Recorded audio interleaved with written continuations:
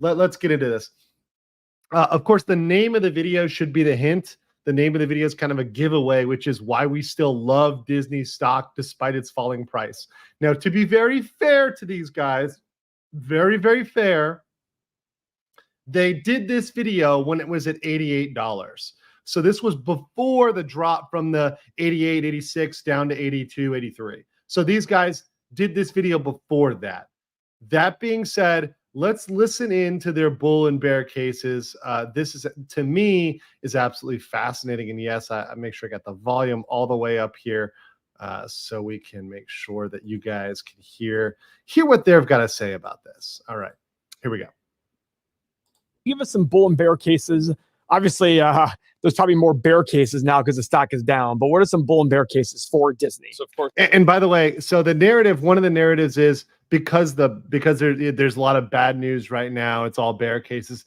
Once again, I think there's something to that. Like if there's a lot of bad news, it's probably bad. But here they're going to go with some bull cases, which is their positive outlooks for Disney. Right. Of course, the big bull case. And honestly, I don't think this is really a bull case yet.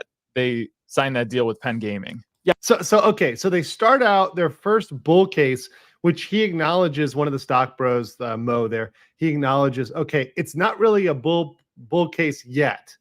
Right. So they're acknowledging, okay, this is their biggest positive news. Their best positive news is the Penn deal. That's the biggest thing they got right now. So let's hear this out. Yeah, because Disney owns ESPN. ABC, which owns ESPN, and owns all these things. Yep. So Penn Gaming went to ESPN. It was a 10-year deal with an option for a 10-year extension after that 10 years. And it was $1.5 billion. $1.5 billion in cash payments to ESPN over the decade, and grant ESPN $500 million in warrants to buy 31.8 million of Penn common stock. Okay. So once again, I mean, to me, this is not such a big benefit for ESPN, so much as it might be for Penn, right? I think Penn is the one who kind of benefits more so out of using that trademark. It's like, yeah, that's some nice revenue, but frankly, you know, now the thing that the news that comes on top of this, that drops on top of this, and we'll talk about this a little later, is obviously the potential sale of ESPN. So if ESPN is being sold off to Amazon, that takes what they've called, these stock bros think this is their bull case, right? And you know, part of this revenue is now going to be potentially given to Amazon, right? Because Disney's going to look to essentially sell off part of ESPN, perhaps even all of ESPN, to Amazon. Well, then they're literally their only bull news, their strongest bull news is out the window here. Oh, by the way, I have read the book Remnants of a Stock Operator. That was actually a fantastic book. I think it's a great book, very entertaining, and just a good book in general. Let's continue here. Okay. Big win for Barstool Sports. He just couldn't wait to say Couldn't wait to say it. Domestic average revenue per user for Disney Plus increased 17% year over year.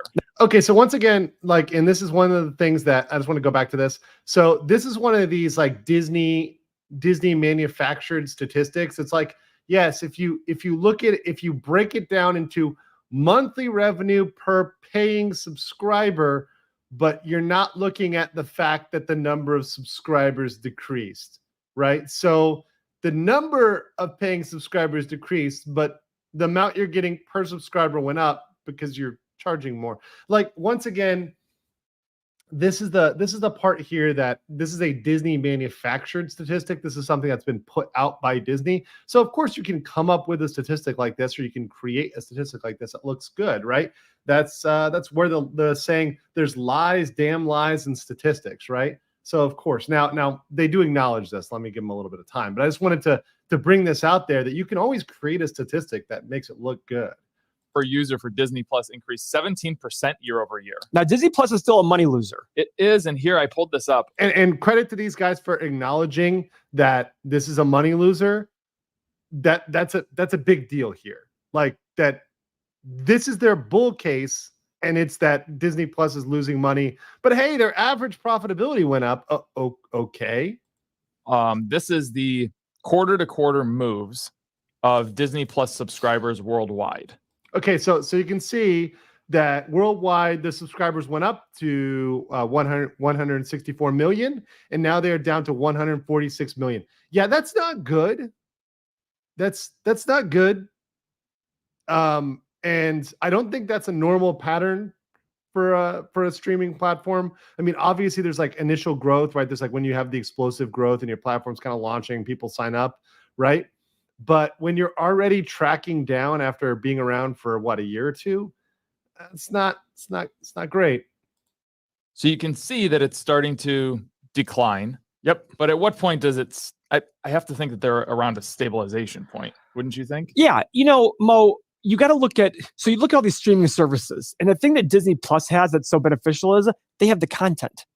Which okay, let me address two things here real quick. So these guys talk about leveling off. I mean, I would look at other streaming platforms that have been around for longer and see where their patterns go. But I certainly don't think this is necessarily a good thing. And frankly, I think they're underestimating the fact that some people that are unsubscribing to Disney Plus are unsubscribing to Disney forever, right? This is not a product they didn't know about. This is not the same as something that was like a Hulu, right? Or something that people just didn't get or didn't know what was on it. People know Disney. And if people are unsubscribing for Disney, it's like unsubscribing from Coca-Cola. It's like, you know what Coca-Cola is. If we look past the new Coke BS that happened at one point, we know what Coca-Cola is. We know what they're about.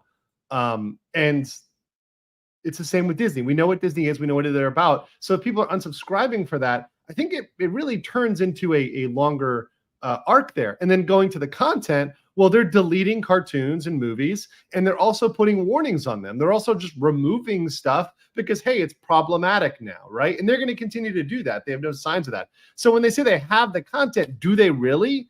I mean, just producing any content, is that economically valuable just by producing trash? There's lots of platforms that just have a bunch of stuff on them, but if they're all garbage, what does it matter, right? If you have a bunch of garbage movies that nobody's watching, like, who cares, right? Very interesting argument point. Let me let them continue here for a second. They make their own content.